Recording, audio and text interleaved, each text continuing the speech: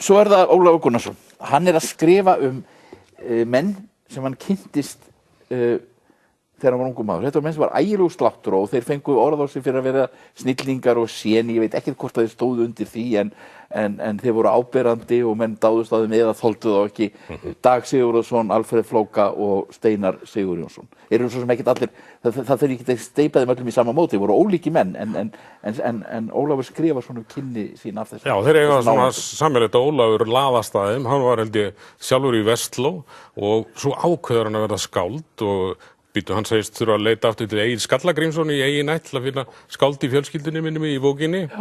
Og hann var búinn að gefa út eina ljóðabók og það er eitt sem svo skemmtilegt við þessa bók að þeir eru allir í baráttu fyrir tilveru sinni og á því stigi sem við fylgjumst með þá veit enginn hvernig þetta mun enda. Hann er búinn að gefa út eina ljóðabók sjálfur, Óli, og svo segir hann öllum hann ætla að gefa út 5 binda verk og þeir eru farin að kalla það freðskinnu hérna og þetta er líka svo skemmtilegt að þetta lýsir svo vel sambandi listamanna að þeir eru að stúdera hver annan, þeir eiga svona smá, þeir geta sýnt hver öðrum örlæti stundum en líka algjört miskunnarleysi. Þetta náttúrulega alveg rosaleg ego, sko, eins og Alfreð Flóki sem var ekki hægt að ganga með honum á götu, segir Ólafur, af því að hann var alltaf að athuga hvort fólk var ekki að fylgjast með honum og horfa á hann. Og hann lýsir Degi þannig eins og Dagur var, sko, að Dagur varð órólegur ef að það var einhver sem hafði hærra en hann sjálfur og var meira áberandi.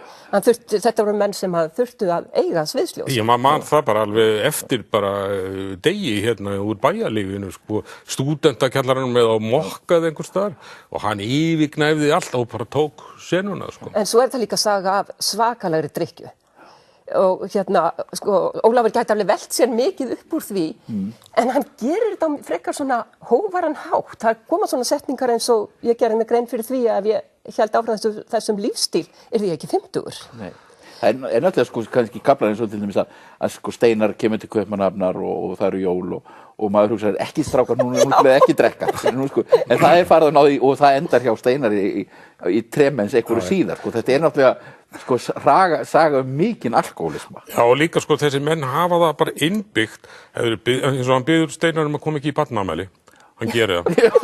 og hann að reyna að hjálpa Degi við að sækja listamannalaun og sko Dagur gengur þannig frá umsókninu, hann mun aldrei fá krónu. Nei.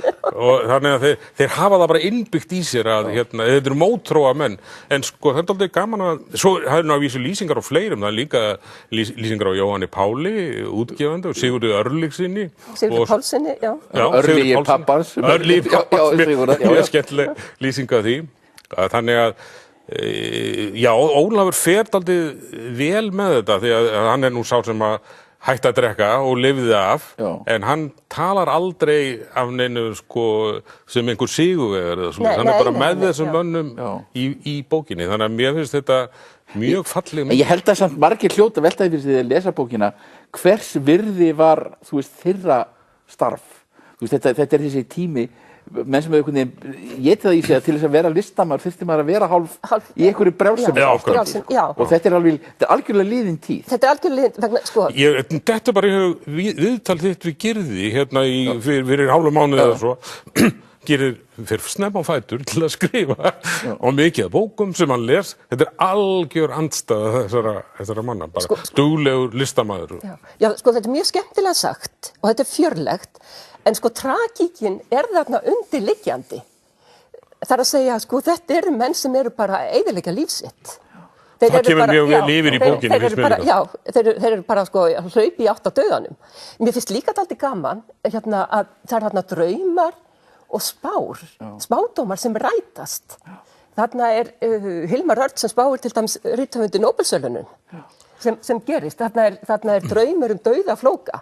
Þannig að það er aldrei sagt í bókinni, það hvarflar að mann að höfundin trúir í að hlutinni séu nú bara ákveðnir. En það er sko svolítið, maður velti fyrir sér sko, ég held einhvern veginn að allir þessi menn hefðu geta afrekað miklu meira því að það eru rosalegir hæfileikar. Alveg gríðalegir sko, ef þeir hefðu geta sleppt pitlunni aðeins. Og aðeins dregið niður í egóinu. Já. En svo er líka sko, þessi svona ákveðni einlægi tónn sem er þarna hjá Óla og ég sé víðar hjá honum, eins og þegar hann lýsir því þegar hann fer til Parísar og svo fer hann á Select og með stílabók til að skrifa og fær kaffi latte og það gerist ekki neitt Þetta er skemmtileg bók. Já, endar mjög fallega við gröf þeirra. Já, þegar að fyrir að leita að gröfum þeirra. Já, sem að mjög ágætis uppsúminning á þessu.